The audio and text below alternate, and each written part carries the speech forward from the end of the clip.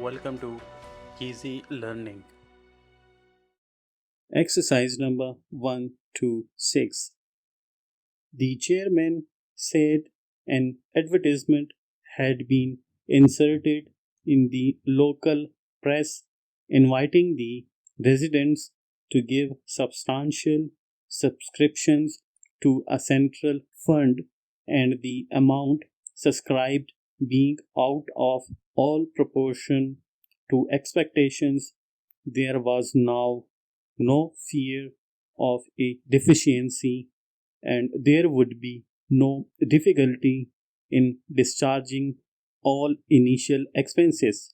Among the observations made by the speakers, those of Dr. Rawson were the most practicable, and we hope they will have a wide publication. He gave a description of a scheme somewhat different from ours and led the audience to follow its applicability to the present case. Of course, Mr. Smith, who is very far from being deficient in eloquence and who is a practiced speaker, had some wild statements to make and spoke of the evils of the disproportion in which the enjoyments of life are distributed.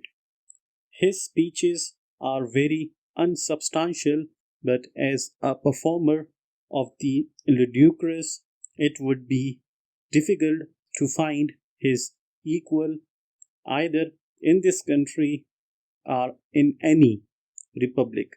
When the next edition of the local paper is published, I will forward you a copy and you will be able to realize how unflattering he is in his remarks about what he calls the disproportionate distribution of wealth.